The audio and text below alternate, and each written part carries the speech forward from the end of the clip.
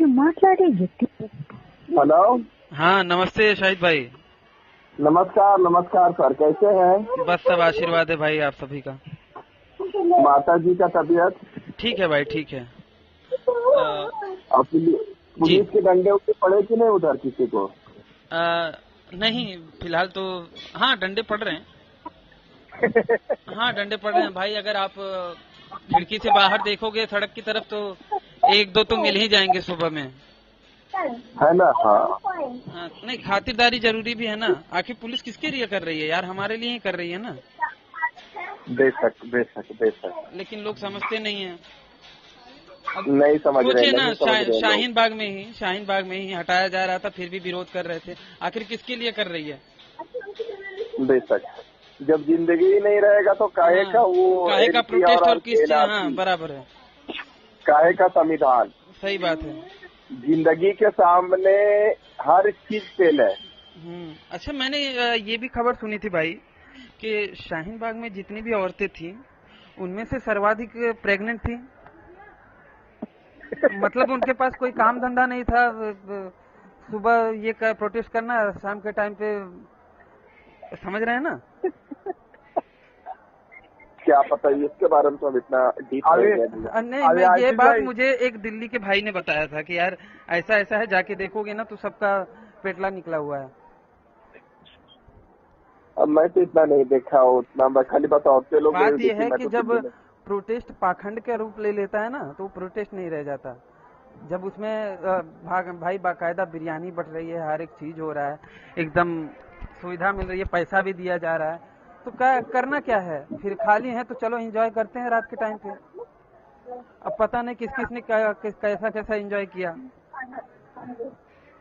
तो अब बात यह है कि भैया वहाँ पे हर कोई, मतलब हो सकता है व्यभिचार भी होता हो, तो उन सब चीजों की वजह से वायरस बड़ी तेजी से फैलता है। तो उसके लिए भाई रोकना तो पड़ता भाई, हो जाता है, फिर उसके बाद अपना करो जो करना है। पहले ये जो महामारी है जो सबके ऊपर आई है, सबको उससे लड़ना है मिलके। सही बात तो पहले उसको करो, फिर उसके बाद जान है तो जहान है ना यार। हाँ जी ये बात तो सही बात है। तो उस हिसाब से है, बाकी ठीक है। और बताइए आपके यहाँ पे क्या चल रहा है पुणे में? पूरा सबसे ज्यादा कड़ाई तो यहीं पे हो गया है, एकदम स्ट्रिक्टली। रोड में दिख ही नहीं सकते आप, किसी भी वजह से आप रोड में नहीं दिख सकते। सिर्फ एक कारण, दवा और राशन में कोई बिगड़ गया तो वो भी जी बोलिए। एक साथ 4 आदमी नहीं जा सकते आप। बराबर है। अब देखिए मैं ही हूँ, अपने माता जी को लेके जाता हूँ डेली, कोई कुछ नहीं कहता। मेरे हाथ में वो रहता है ना पेपर, तो कोई कुछ नहीं कहता। पुलिस वाले भी देखते हैं, कुछ नहीं कहते कि भैया इलाज के लिए जा रहा है, ये तो जरूरी है। हाँ जी। तो उस प्रकार से है, बाकी ठीक है। और चरण भाई आपके यहाँ पे क्या हाल है? इधर तो वही है, वैसे ही सेम जैसे तुम्हारा है वैसा हमारा। जो तेरा हाल वही मेरा हाल। अच्छा ये शाहिद भाई, आपने वो जो क्या नाम से आयत कोट की थी, वीडियो बनाया था जो, मैंने पढ़ के भेजा था आपको। हाँ पढ़ के भेजा था, लेकिन वो कौन से नंबर की कहाँ पे आयत है? जो आपने मुझे भेजा था वही है ना, जो आपने मुझे बताया था। कौन सी? 3-4-5 सूरह तौबा का 3-4-5। अच्छा उसमें आप जंगों की भी बात करते हैं भाई। मैंने देखा है कई बार आप हर एक कमेंट में जंगों की बात करते रहते हैं। तो जंगों में जैसे कि कई सारे जंगे हैं, लेकिन सबसे मेन अगर देखा जाए तो करबला का है, जो कि मिसाल बोला जाता है। जैसे हम लोग बोलते हैं महाभारत का जंग, तो आप लोग मिसाल देते हो करबला का जंग जी। तो मैं ये कहता हूँ भाई कि करबला का जंग कब हुआ था? कब हुआ था? जब उनके नवासे थे तभी थे ना, और जो यजीद बादशाह था तब हुआ था। वो तो मोहम्मद सल्लल्लाहु अलैहि वसल्लम नहीं थे। मतलब उनके फौत कर जाने के कितने साल बाद करबला का जंग हुआ था, आपको पता है? नहीं पता है। उनके फौत कर जाने के 50 साल बाद हुआ था करबला का जंग। जंग करबला 50 साल बाद हुआ था। और आपको जानकारी के लिए मैं बता दूं कि इस्लाम का सबसे पहला तारीखदान, मतलब कि सबसे पहला हिस्टोरियन जिसने इस्लाम की हिस्ट्री लिखी हो, आपको पता है कौन है? नहीं। इब्न इजहाक। ठीक है, इब्न इजहाक इस्लाम का पहला इतिहासकार था, आप कहीं पे भी जाके चेक कर सकते हैं, जिसने कि इस्लाम की पहली हिस्ट्री लिखी थी। और वो आया था मोहम्मद साहब के 130 साल बाद। 130 साल के बाद? हाँ, अब बात यह है कि 130 साल के पहले कोई किसी को सुध नहीं आई कि भैया इतिहास भी लिख दिया जाए। चलिए ठीक है, वो मोहम्मद साहब के 130 साल बाद आया, मोहम्मद साहब के मरने के 130 साल बाद आया, और जंगे करबला हो रही है मोहम्मद साहब के मरने के 50 साल बाद।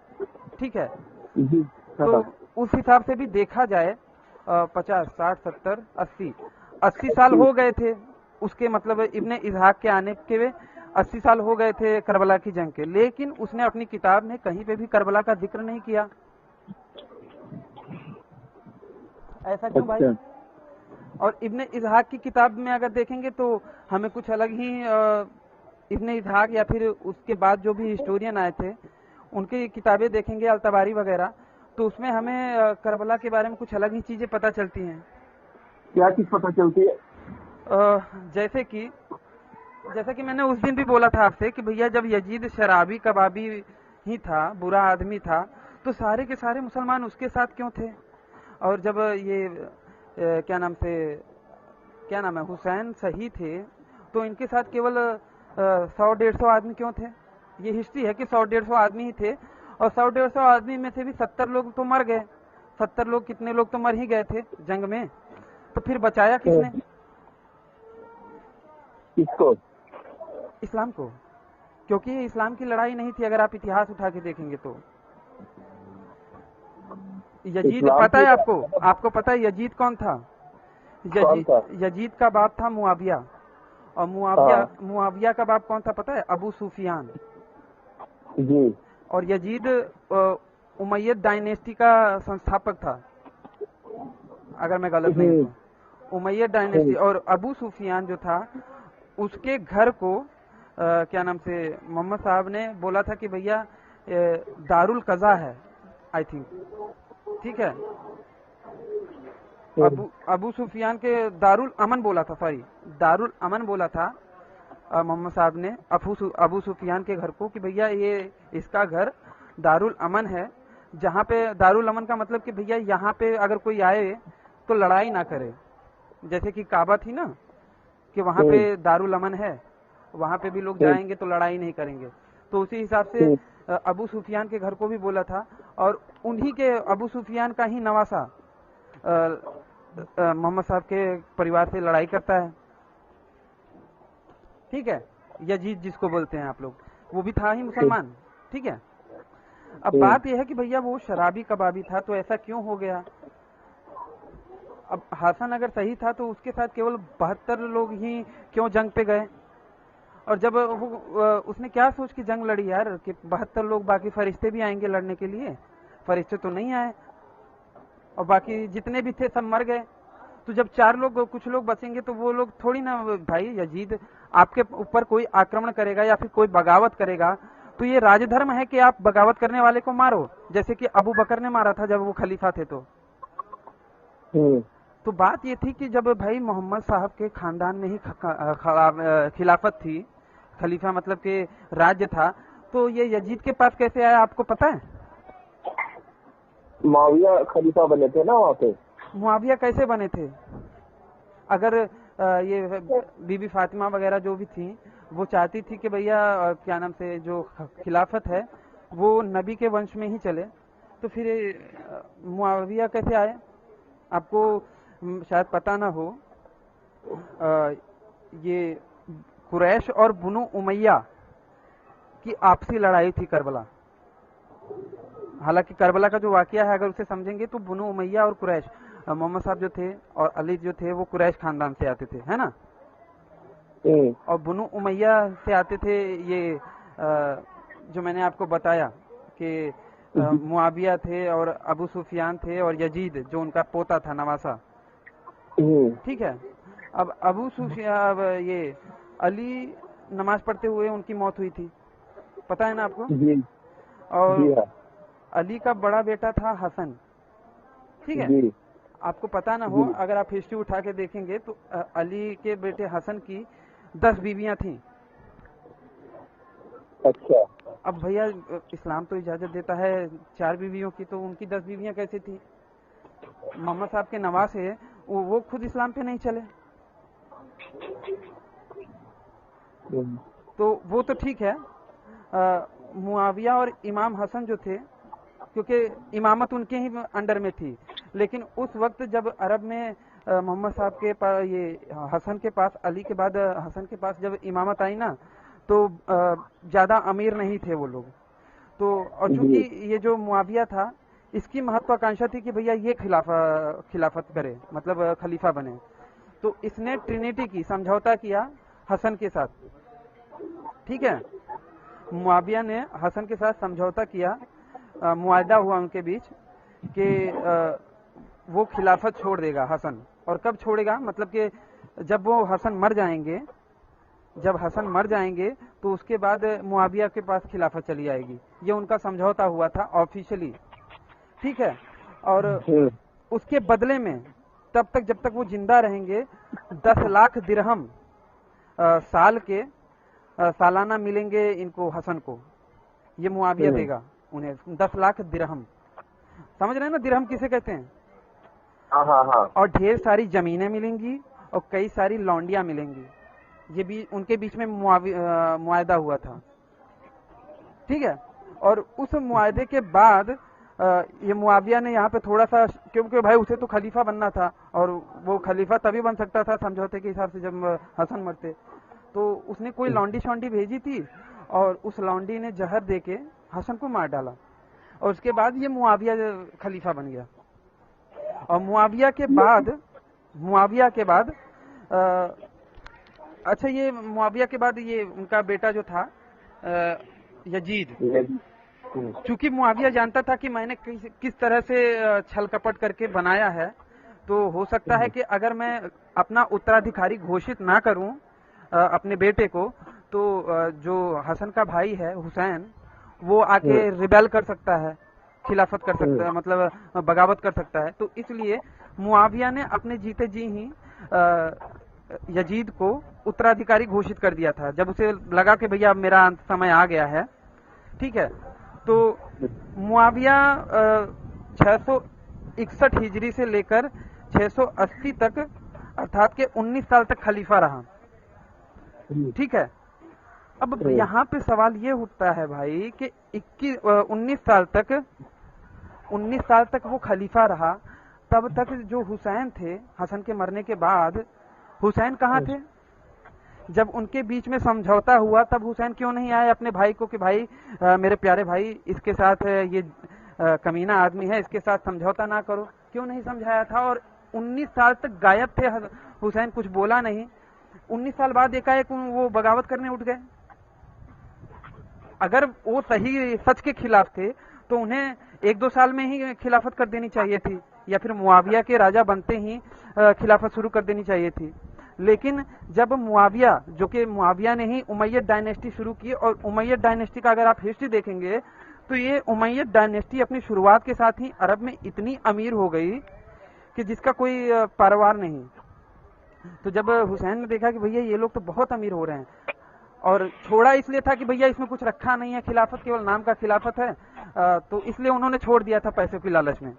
और बाद में जब देखा कि भैया ये तो बहुत बड़ा हो रहा है, तब उनको लालच आ गया।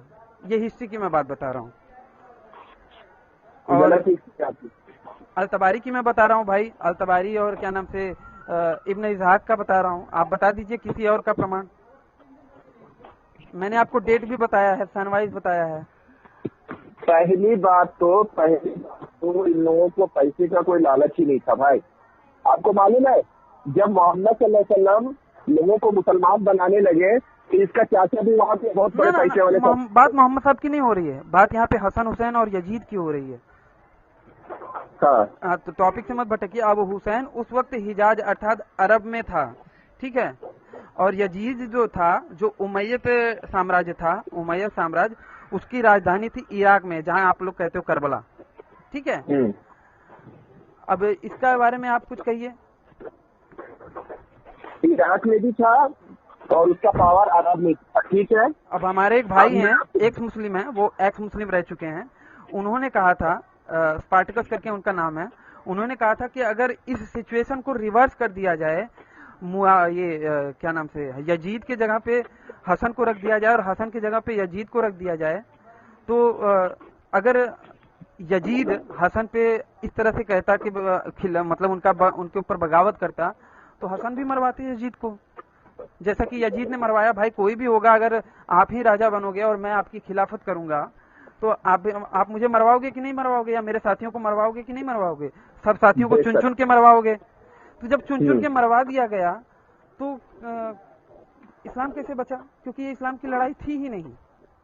और जब इतना ही वो था, बात सुनिए, जब यजीद इतना ही गलत था, तो मोहम्मद साहब की शिक्षाओं में इतनी बड़ी खोट थी कि सारे के सारे मुसलमान एक शराबी, कबाबी और लौंडीबाज के साथ थे।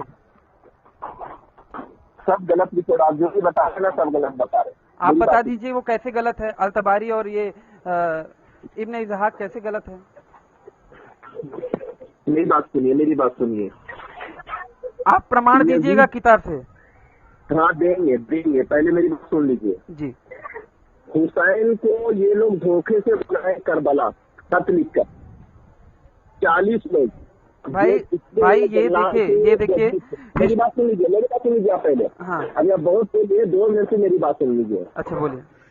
वो लोग ने करबला में इसको खत लिखकर बुलाए कि हम लोग आपके हाथ में बैठ होना चाहते हैं, हम लोग मुसलमान बनना चाहते हैं, जैसे चरण भाई ने आपने मुझे बुलाया प्रपोजल, इस हिसाब से कि हम लोग मुसलमान करना चाहते हैं, हम लोग 40 लोग हैं। तो हुसैन रज़ी अल्लाह ताला अन्हु पहले मुस्लिम बिन अकील को भेज दिया अपने 50,000 भाई को घोड़े से। ये जब करबला गए तो इनका मतलब करबला में इसका बहुत स्वागत हुई, सब वेलकम किया, अरे आइए हम लोग मुसलमान बनना चाहते हैं। तो जब देखे कैसा मामला है तो इन्होंने खत लिखा कि यहाँ का मामला सब सही है। जैसे आपने चरण भाई को इशारा किया कि चरण भाई आप बेशक आ सकते हैं, यहाँ का मामला बिल्कुल सही है। समझ रहे मेरी बात को? उसके बाद चरण भाई सुन रहे हैं ना? हाँ सुन रहा हूँ जी। हुसैन रज़ी अल्लाह ताला के साथ कुछ जो भी आप बता रहे हैं, कितने आदमी तो भी नहीं मालूम, 150 होंगे नहीं, 72 बोले जाते हैं, 72 से 75 बोले जाते हैं, जो भी हो। और उसके परिवार लोग गए थे। ठीक है। जाने के बाद तब तक तो इन लोगों ने मुस्लिम बिन अकील के ऊपर अटैक कर दिया। जब देखा कि खत वहां से रवाना हो चुका और उन लोग चल गए, तो पहले तो ट्रेन और प्लेन वगैरह कुछ था नहीं, तो ये खत पे लिखा था। अब वहां से चल दिए, उसके बाद मुस्लिम बिन अकील को इन लोगों ने वार करके मार दिया। मारने के बाद जब पूरा प्रमाण दूंगा मैं आपको पढ़कर, उसके बाद जब ये करबला पहुंचे तो सबसे पहले इन लोगों ने पानी पे रोक लगा दिया। ठीक है। पानी पे रोक लगाया, यजीद के सिपा सलार उसके सिपाही। मतलब किस तरह का पानी पे रोक लगाया? पानी की कोई नहर? हाँ, नहर के ऊपर ही वो लोग ने ठहराव डाला था। जब पता चला ऐसा हो गया तो लोग ठहराव डाला, तो सबको पानी के ऊपर रोक लगा दिया सबसे पहले। अच्छा, अरब में नदी भी होती थी भाई? हाँ, अरब में नदी होती थी। एक नदी है ना भाई वहाँ पे। अच्छा, पानी का कुछ नहीं ठीक है, मैं बता यहाँ पे नहर या क्या है नदी, ये तो बाद में बताएंगे आपको, लेकिन वहाँ पानी तो रोक लगा दिया था। ठीक है। फिर यजीद ने पैगाम भेजा ये लोग से कि हुसैन, क्योंकि होता क्या था, मोहम्मद के नवासों तक इसको 50% लोग मानते थे और यजीद सबसे जालिम बादशाह था, बहुत सितम करता था, गलत काम करता था। तो वो एक फरमान लेना चाहता था कि देखो जब हुसैन ने जब मोहम्मद के नवासा भी एक्सेप्ट कर लिया तो तुम लोग क्यों इनकार कर रहे हो? ये बैठ करने के लिए दे रहा था किसको? मेरे हाथ में बैठ होने की। ठीक है। तो हुसैन बोले मैं हरगिज नहीं करूंगा इसका। ठीक है। तो मैं आपको पानी नहीं मिलेगा। उसके बाद भी हुसैन रज़ी अल्लाह ताला रात के अंधेरे में लाइट ऑफ कर दिया और बोला भाई देखो उन लोग की तादाद बहुत ज्यादा है। ठीक है। वो लोग लाख में थे, लोग से 72 लोग थे। तो बोला उनमें से मैं लाइट ऑफ कर देता हूँ, जिस को यहाँ से जाना चाहते हैं चले गए। ठीक है। और अंधेरे में जाए ताकि ये नहीं लगे उसको कि मैं सड़क पार होके जा रहा हूँ। लेकिन जब लाइट ऑफ करने के बाद कोई नहीं मिले। आप सुनिए मेरी बात। जंग हुई, उनका मकसद ही था इस्लाम को, ये हम लोगों को सबक देने के लिए सबक देने के लिए। अच्छा मैं ये कह रहा था भाई आप सुनिए आगे का, आप आगे का भी तो सुन लीजिए भाई। आपने जितना भी बताया है एक भी प्रमाण नहीं दिया है, ठीक है, तो ज्यादा सुनना मतलब गड़बड़ है, क्योंकि वो सारी कहानियां मैंने सुनी है। आप 2 मिनट और सुन लीजिए, 2 मिनट और सुनिए। और जब इन लोग ने सब शहीद कर दिया, और जब यजीद को पता चले करीम तो हुसैन को मार दिया। ये तो बहुत बड़ा है। तो वो हुसैन यजीद खुद बोल रहा है कि मैंने तुम्हें मारने नहीं बोला था, उसको एक्सेप्ट करवाने बोला था, उसको इकरार कराने बोला था, ना कि जान से मारने के लिए। तब वो लोग फिर यजीद ने बड़े बड़े आलिम से पूछे कि आप हमें क्या करना चाहिए, तो बोला तौबा जो होता है ना, तौबा हम लोग में इस्तग़फ़ार होता है, तौबा। बोला भैया है हाँ प्रायश्चित करो। तो बोला कैसे? बोला जिस तरीके से उसके बच्चे लोग को आप देखते हैं चरण भाई, हाँ बोलो, मुहर्रम आता है तो वो लोग काले काले कपड़े लेकर, वही है यजीदी लोग, काले काले कपड़े पहन के अपने बच्चे का भी गर्दन में और ऊपर में सर में चाकू मारते। भाई वो लोग तो आपको कहते हैं। अरे मेरे भाई यही तो बात है, सुनो तो मेरी बात। नहीं, कई शिया लोगों को मैं जानता हूँ अच्छी तरह से, वो तो कसम खा के कहते कि वो लोग आप हो हम नहीं है। आप बताइए ना, बात ये है, सिंपल सी बात है। एक मिनट इसी पे सुनिए, फिर उसके बाद आप बोलिएगा। मैं एक पॉइंट बोल रहा हूँ, फिर उसके बाद आप सुनिएगा। मैं क्या मेरी बात सुन लीजिए। अच्छा पहले मेरी बात सुनिए श्रीमान जी, बात सुनिए। आप कभी उसके करीब जाएंगे ना तो वो लोग ऐसा मारते हैं ना, जब खून निकलता है तो बोलते हैं हुसैन हम नहीं थे, अरे हुसैन छाती पीटते हैं और छाती भी पीटते हैं और काटते भी हैं और बदन को भी काटते हैं, और ये बोलते हैं कि हम नहीं थे, हमारे पूर्वज थे। तो ये उससे प्राश्चित करते हैं कि जब क़यामत के दिन आएगा ना तो शायद उन लोगों की प्राश्चित हो जाए और उन लोगों को जन्नत मिल जाए, कि अब इसके सिवा पहचानने के सिवा प्राश्चित के सिवा कोई दूसरा राय रह गया। तो वो यजीदी लोग हैं जिसको हम लोग आए हैं। अब बात सुनेंगे, मेरी बात सुनिए। मैं ये कह रहा हूँ कि चरण भाई हैं, मैं हूँ, आप हो। आपने और चरण भाई, मतलब मैं चरण भाई, आप मेरे घर के हो, हाँ मेरे घर के मेरे बड़े भाई हो, सगे मेरे बड़े भाई हो, ठीक है। और चरण भाई आके मेरा कत्ल कर देते हैं, ठीक है। बात सुनिएगा, चरण भाई आके आपके भाई अर्थात मेरा, जो मैं आपका छोटा भाई हूँ, उसका कत्ल कर देते हैं, तो आप मेरी मौत पे रोओगे कि चरण भाई रोएंगे? हाँ क्या बोले? मेरी मौत पे कौन रोएगा? अगर मैं आपका सगा भाई हूँ या फिर मैं आपका हितैषी हूँ, आपका घर वाला हूँ, आपका पहचान वाला हूँ, आप मुझसे प्यार करते थे अपना छोटा भाई समझ के, और चरण भाई ने आके मुझे कत्ल कर दिया, तो किसके, चरण भाई रोएंगे कि आप रोएंगे?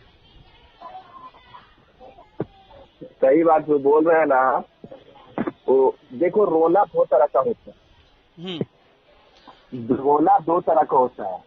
एक तो चरण भाई इसलिए रोएंगे कि हाय मैंने क्या कर दिया, अपने ही भाई को कत्ल कर दिया, ठीक है। नहीं, चरण भाई तो अपने घर में बैठे हैं, वो तो कह रहे हैं कि भैया मैंने तो मारा ही नहीं। यही ना भाई, ये आप जो हिस्ट्री पढ़े हैं ना वो सरासर गलत है। अभी आपको मालूम है यहाँ पे, मैं देखिए बात सुनिए, एक मिनट बात सुनिएगा। मैंने जो कहा, पहले मेरी पूरी बात, अब आपने बोला इतना देर तक, मेरा सुनिए, मेरा सुनिए। आप जो हिस्ट्री बताते हो ना, जो आप लोग बताते हो, और जितनी भी इस्लाम के कई सौ सालों बाद के जाके जो किताब लिखी है, उसमें करबला का वाकया मिलता है। मैं दावे के साथ कह सकता हूँ, ठीक है, कि जिस किताब का भी आप हवाला देंगे या फिर जिसकी भी बात बताएंगे ना, वो कितने सालों बाद लिखी गई है, अगर आप उसकी हिस्ट्री भी पता कीजिएगा, ठीक है, उसकी हिस्ट्री पता करेंगे तो वो इस्लाम के कई सौ सालों बाद लिखा गया है। और ठीक है, और मैं आपको बता रहा हूँ, इस्लाम के पहले हिस्टोरियन, ये आप कहीं पे भी चेक कर लीजिए, किसी भी मुस्लिम आलिम से पूछ लीजिए, सबसे पहला इतिहासकार या फिर तारीखदान इब्न इसहाक था, जिसने कि इस चीज का जिक्र ही नहीं किया था, बल्कि उसने बताया था कि किस तरह से ये लोगों का आपसी, कुरैश और बनु उमैया का आपसी मतभेद था, ठीक है, वो तो ठीक है। लेकिन जितनी भी किताबों में करबला का वाकया मिलता है, अगर आप उसे देखेंगे, मैं कहता हूं आज के टाइम पे मुंबई में कोई एक गैंग वार हो गई तो उसके बारे में भी ठीक से लोगों को पता नहीं रहता, लेकिन इसमें करबला में बताया गया है किस हाथ में हुसैन के तलवार था और किस हाथ में वो था, और कौन से घोड़े पे कौन बैठा था, कौन से घोड़े पे कौन बैठा था, और घोड़े के किस साइड में गोली ये तीर चला, चाकू चला, ये सब मतलब इतना गहरा, इतना छोटा छोटा डिटेल तो वही बता सकता है जो वहां पे खड़ा हो। इतना तो अल-तबारी ने भी नहीं बताया था भाई। तो ये सब से पता चलता है कि भैया ये फेरी टेल बता रहे हैं, ठीक है। और प्लस कोई मजलूम, जब कोई मजलूम ही, आप लोग जैसे कहते हो कि हुसैन मजलूम थे, तो जो मजलूम होता है वो तलवार कहाँ उठाता है? अगर मजलूम है तो तलवार ही नहीं उठाएगा। मजलूम जो होता है वो तलवार नहीं उठाता। और उस हिसाब से देखा जाए तो मुझे इस्लाम में आप लोगों से ज्यादा, उस हिसाब से देखा जाए तो ईसा मुझे ज्यादा मजलूम लगते हैं, ना कि हुसैन। उस हिसाब से देखा जाए तो ईसा ज्यादा मजलूम थे भाई। उनके ऊपर क्या क्या अत्याचार किए गए। हुसैन को तो बस मारा, खट्टे से मर गए। ईसा को तो तड़पा तड़पा के मारा था। तो सबसे ज्यादा मजलूम आप लोग इस्लाम वाले हुसैन को क्यों कहते हो? ईसा को कहो, अगर झूठ ही बोलना है तो ईसा को कहो। नहीं ना भाई, कैसे? उसके 3 महीने का बच्चा तो उसके आंखों के सामने थी, वो बेचारा दूध के लिए तड़प रहा था। वो आप कई का मत बताइए, केवल हुसैन की बात कीजिए। हुसैन बनाम ईसा। हुसैन के लड़का असगर। नहीं, लड़के की बात नहीं हो रही है यहाँ पे, बात हुसैन की हो रही है ना। तो हुसैन और ईसा की बात बताइए।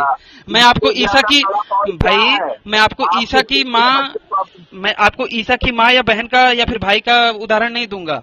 मैं केवल ईसा का बात कह रहा हूँ। तो आप केवल हुसैन की बात कीजिए कि वो किस तरह से मजलूम थे। मैं बताऊंगा कि नहीं, उनसे ज्यादा ईसा मजलूम थे आपके ही कुरान के एतबार से। ईसा मजबूरी नहीं थे ना भैया, ईसा कभी आएंगे। अभी चरण भाई, आपने बोला था माता नासा। चरण भाई मेरी बात सुनिए। चरण भाई, आप थोड़ा सा एक डिक्लेयर कीजिए कि जो मजलूम होता है वो तलवार कहाँ उठाता है? मजलूम को तलवार उठाने का मौका मिलता है क्या? एक मिनट आशीष भाई, क्या नाम बताया कि चरण भाई उसका? वो नासरे दमन की किताब उठा के देख लीजिए, वो साफ लिखा है ईसा कोई भी चैलेंज कर लो, ईसा फिर दोबारा आने वाला है। उसको उठा। नासरे दमन की सारी भविष्यवाणियां सच हुई हैं क्या? चरण भाई तो बोलते हैं। क्या मैंने बोलता है भाई? देखिए नासिर दमस, बात सुनिए। चरण भाई ने जो वीडियो भेजा था ना ग्रुप में, मैंने उसमें देखिए थंबनेल का उल्टा निशान करके भेजा था कि ये गलत है। हाँ बराबर। मैं पूछने वाला था ये यार, वो पूरी दुनिया नासिर दमस के भविष्यवाणी तो सच बताती है। नहीं, आप अगर देखेंगे तो नासिर दमस की कुछ भविष्यवाणियां सटीक थी, लेकिन हर भविष्यवाणी उसकी सही नहीं है। जैसे कि दुनिया खत्म होने की जो भविष्यवाणी की थी, फॉर एग्जांपल, वो पूरी तरह से गलत हो गई। और कई सारी चीजें हैं जो कि नासिर दमस ने जब रिलीजियस होके बोला है ना, वहाँ पे वो गड़बड़ हुआ है। क्या रिलीजियस होके कोई भी उसने अगर भविष्यवाणी दी है, वो भविष्यवाणी उसकी गलत ही हुई है। आखिर फिर यार एक वो एक इंसानी भी तो था, वो भी तो एक इंसानी था ना। हाँ, उन्होंने खुला चैलेंज किया, जो हमारे मोहम्मद सल्लल्लाहु अलैहि वसल्लम बोले ईसा अलैहिस्सलाम दोबारा आएंगे, उन्होंने भी खुला चैलेंज किया कि किसी के अंदर है तो बात तो काट दे। ईसा अलैहिस्सलाम। अच्छा भाई, अब ईसा अलैहिस्सलाम पे ही आप बाकी को स्किप कर रहे हैं। मैं क्या कह रहा हूँ, ईसा अलैहिस्सलाम पे ही बात कर देते हैं कि ईसा अलैहिस्सलाम आपके हिसाब से अल्लाह को सबसे प्यारे कौन थे? कौन से नबी थे? मोहम्मद सल्लल्लाहु अलैहि वसल्लम। लेकिन अगर आप हिस्ट्री देखेंगे या फिर आपकी मजहबी किताबों का मुतालबा करेंगे तो पता चलता है कि अल्लाह को सबसे प्यारे तो ईसा थे। वर्जिन बर्थ किसे मिली? वर्जिन बर्थ किसे मिली? क्या बात? वर्जिन बर्थ नहीं समझे क्या? लेकिन एक सेकंड, पूरी इंग्लिश भी बोल लेता हूँ। तेरे माँ का दम है तो तू बोल के दिखा मेरे साथ इंग्लिश में। If you want to you talk with me in English, then I will understand and how you are talking. What am I? Virgin birth किसे मिली? वर्जिन बर्थ किसे मिली? क्या बात? वर्जिन बर्थ नहीं समझे क्या? वर्जिन बर्थ मतलब कि बिना बाप के पैदाइश, जो स्पेशल पैदाइश है वो किसे मिली? अगर प्यारे थे तो किसको मिलना चाहिए था? नहीं ये तो बात सुनिए। और एक बात कहता हूँ कि बिना मरे ही, आपके हिसाब से बिना मरे ही ऊपर किसे उठाया गया सशरीर? ईसा को। प्यारे कौन थे? उसके बाद भी ईसा कई जगह भाई, मौत का दर्द जिसको ना मिला, अल्लाह ताला ने जिस नबी को मौत का दर्द ना दिया, मतलब सबसे प्यारा तो वही रहा होगा। नहीं, हमारी किताब में हमारे मोहम्मद सल्लल्लाहु अलैहि वसल्लम सबसे प्यारा और आखिरी लिखा ये है, लेकिन समझ में क्या आता है ये भी तो, इस पे भी तो गौर करेंगे चरण भाई। इस पे भी तो गौर करेंगे हम कि भैया लिख तो दिया गया कि हाँ भैया अब आपको बोल दिया जाए कि ऐसा बोलते हैं हमारे तो अल्लाह बोलते अगर मोहम्मद को नहीं बनाना होता तो ना आशीष को बनाते ना शर्म को बनाते ना आसमान और जमीन बनाते। तो भैया जिसको ऐसा किया बनाते शाहिद ऐसा बोल रहा हूँ यार, कुछ बातें ऐसी है ना, कुछ बातें ऐसी है ये बुक में जो कुरान है और फिर बहुत सारे बुकों में बाइबल है, ये सबका ना जवाब है ना यार, सिर्फ ना इंसान अपने ना दिमाग से वो प्रिडिक्शन कर सकता है कि यार वो, और उसका जवाब भी वो निकालता है। और नहीं शरण भाई, बात यह है कि जब मोहम्मद साहब सबसे प्यारे थे और उन्हीं के लिए उन्होंने दुनिया बनाई, तो उनके खानदान पे इतना अजाब क्यों डाला? आज तक उनकी बेटी का कब्र नहीं पता चलता कौन सा है, उनकी किन सूरत हालों में मृत्यु हुई, और उनके नवासे, उनके जितने भी खानदान थे, उनको किस तरह से कुत्ते की मौत मारा, मतलब सॉरी क्षमा कीजिएगा, किस तरह से उनको मारा गया, इसके बारे में क्या कहेंगे? ये मेरी गलती है, मैंने गलत बोल दिया, लेकिन किस तरह से ऐसा हुआ उसके बारे में क्या कहेंगे? अगर इतने ही प्यारे थे और उन्हीं के लिए पूरी कायनात बनाई थी, तो क्यों ऐसा किया कि भैया कायनात के लोग उन्हें ढूंढ ढूंढ के पकड़ के मार रहे थे, दौड़ा दौड़ा के? इसलिए कि हुसैन जन्नत का सरदार रहेंगे।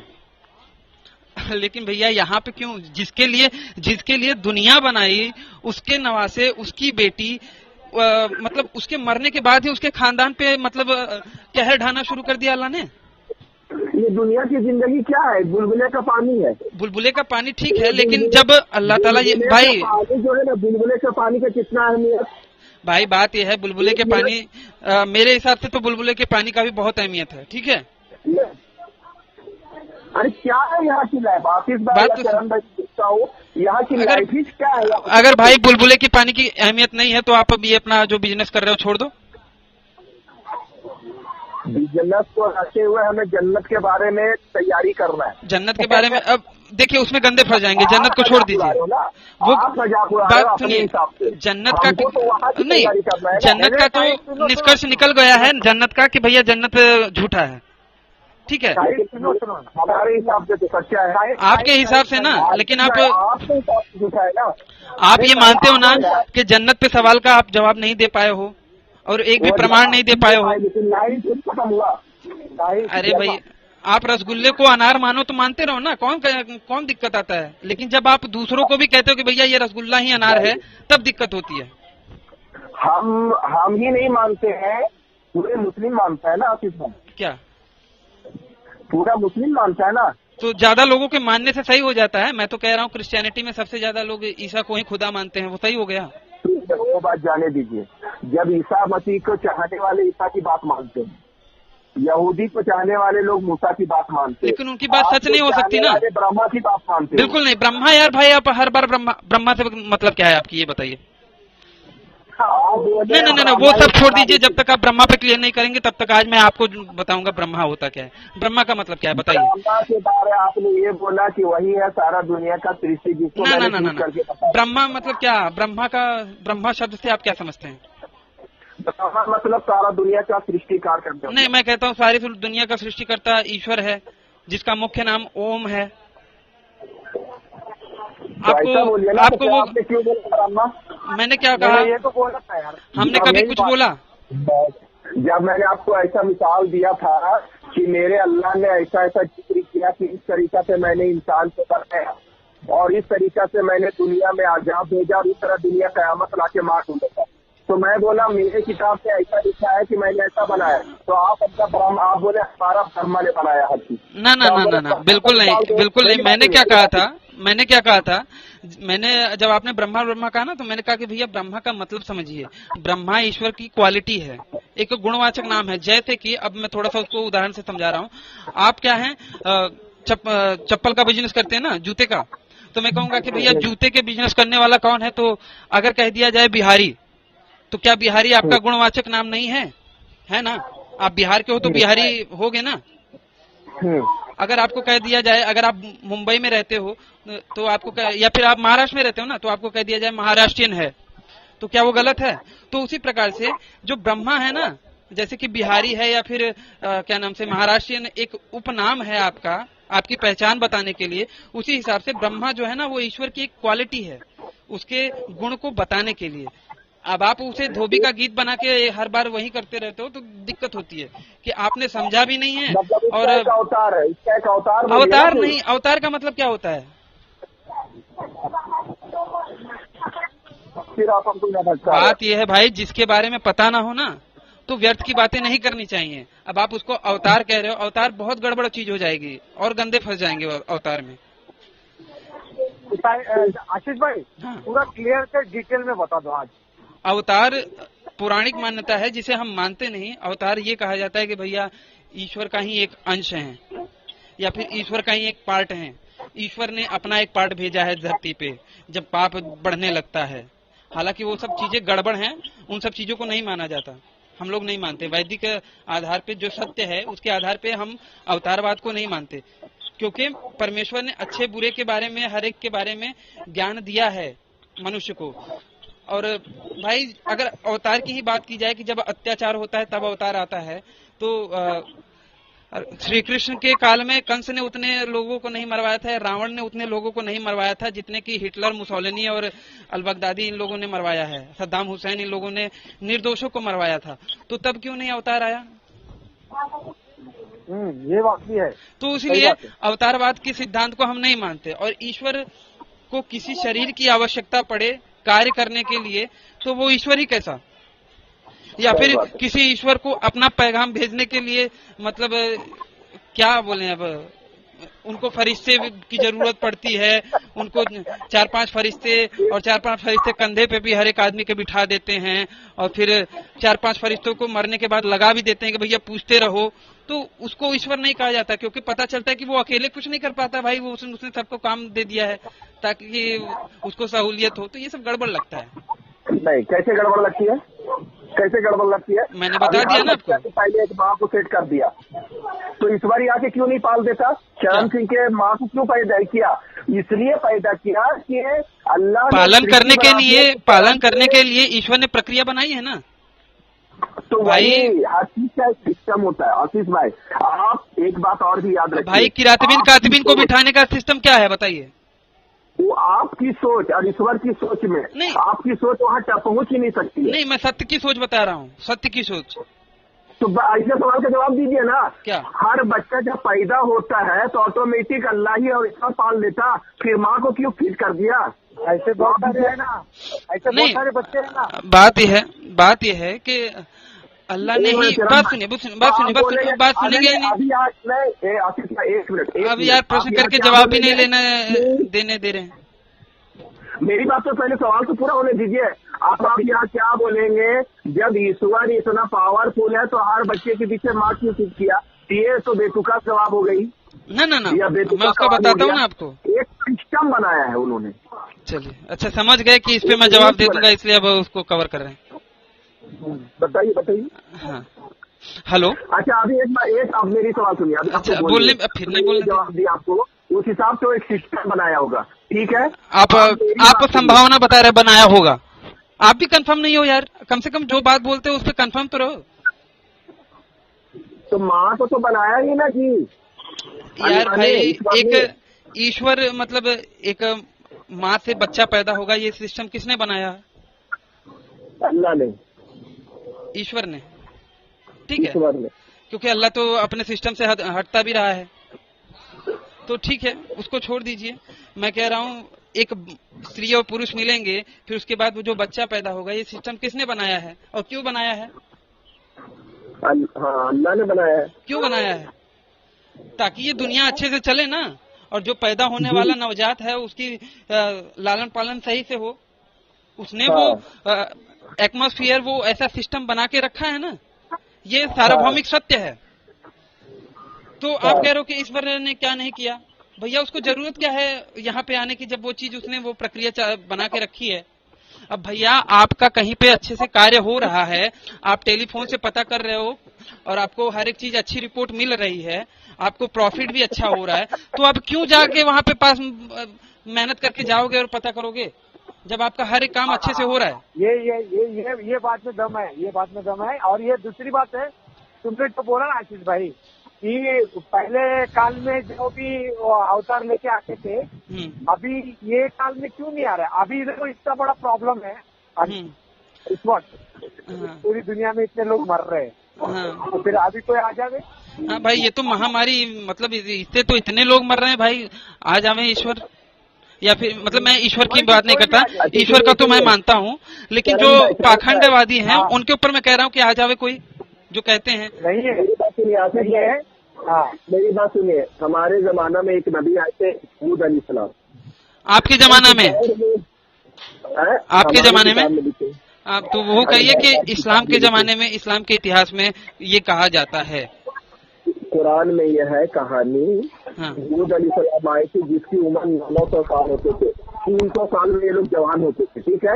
इन लोगों के अंदर में बहुत ताकत थी, इतनी ताकत थी कि पेड़ को अपनी अंगुलियां ऐसा हाथ से पकड़ के उछाल देते थे जिस तरह पौधा को उछालते। तो हूद अलैहिस्सलाम ने बोला कि अल्लाह ने तुम को इतना ताकत दिया है तो तुम लोग अल्लाह से पूछो। ये लोग ने क्या बोला कि किस अल्लाह की बात करते हो, अरे कोई अल्लाह है तो मेरे सामने लाके खड़ा कर। तो पहले अकाल आया और बाद में उन लोग को तिनका होता है ना, तिनका, एक ऐसी हवा चलाई जिसमें तिनके की तरह इन लोग का सर टकरा टकरा कर भेजा निकल गया और जमीन में पटक गया, ठीक है। और जो लूत अलैहिस्सलाम का भी आप वाक़या बताते हो ना, इस समय बहुत बुराई हो गई थी, जिन्होंने अपनी बेटी, अपने कौम की बेटियों को ही सामने पेश कर दिया था, जो बहुत सारी बुराई थी कि भैया इससे करो। और शुएब के अलैहिस्सलाम के समय में भी बहुत बुरा हुआ था, तो उस वक्त भी अल्लाह ताला ने सीधा ऊपर आग बरसा दिया था। बात यह है किसके लिए बरसाया था? एक मिनट सुनिए। ये जो जलजला आया था, जल प्रलय आया था नूह अलैहिस्सलाम के बारे में, और जो आपने कहा कि ऊपर से आग बरसाया था, किसके लिए बरसाया था? जो इंसान बुरा कर रहे थे उसके लिए ना जी। मैं कहता हूँ इंसानों ने गलत किया था तो उसकी सजा के उन्हीं इंसानों को मिलनी चाहिए थी ना, सारे इंसानों को क्यों दिया? चलिए आप कहेंगे कि सारे इंसान थे, तो जो जानवर थे वो तो निर्दोष थे, उनको क्यों जलजले में मारा भाई? जो नूह अलैहिस्सलाम के समय मारा था तो हाँ, चलिए नूह अलैहिस्सलाम का ही ले लीजिए। तो जो कश्ती में आ गया तो उसको तो बचा लिया गया। बाकी क्या जानवर? भाई साफ साफ बोला गया कि इंसान बुरा कर रहे थे, जानवर कोई बुरा नहीं कर रहे थे, तो सारे जानवरों को क्यों मारा? केवल उनके दो कौम के 2 लोगों को छोड़ के, मतलब 2 जोड़ों को छोड़ के बाकी सारे जानवरों को तो क्यों मारा? वो तो निर्दोष थे ना। और मैं कह रहा हूँ जो इंसान थे, जो उनके कितने, जब वो जलजला आया होगा तो कितने जो नवजात पैदा हुए होंगे बच्चे, जिनका कि कोई कसूर नहीं रहा होगा, उनको क्यों मारा? अगर मारना ही था तो पैदा ही क्यों किया? चरण भाई सुन रहा हूँ, सही बात है, लेकिन इसका कोई जवाब जैसे कि कोई भी नहीं दे सकता, क्योंकि गलत है ना, कोई भी नहीं दे सकता। इससे अल्लाह अत्याचारी कहला जाएगा, क्योंकि वो है, उसका कॉन्सेप्ट ही ख्याली है। अगर सच्चा होता तो वो इस तरह का भेदभाव और इस तरह के अत्याचार न करता भाई। सही बात। और मेरा ईश्वर कहता है कि कोई भी अत्याचार करे, अगर ईश्वर भी करता है तो मैं ईश्वर को भी बोलूंगा, जो ओम है, जो निराकार ईश्वर है, अगर उसका भी कोई मुझे अगर प्रक्रिया गड़बड़ लगती है तो मैं उस पर भी सवाल उठाऊंगा, क्योंकि उसने मुझे दिमाग दिया है और दिमाग से काम लेने के लिए कहा है। तो मित्रों, आज का हमारा ये वीडियो यहीं पे समाप्त होता है। अगर ये बातचीत आप लोगों को पसंद आई हो तो इसे अपनी मित्र मंडली में शेयर अवश्य कीजिएगा। मित्रों, जैसा कि आप लोग जानते हैं कि हमारा पिछला चैनल आशीष चौरसिया कुछ जिहादी तत्वों के द्वारा डिलीट करवा दिया गया था, इसीलिए अपने इस नए चैनल वैचारिक मंथन को सब्सक्राइब अवश्य करें। इस वीडियो को अंत तक देखने के लिए आप सबका बहुत बहुत धन्यवाद। नमस्ते जी, जय श्री राम, जय माँ भारती।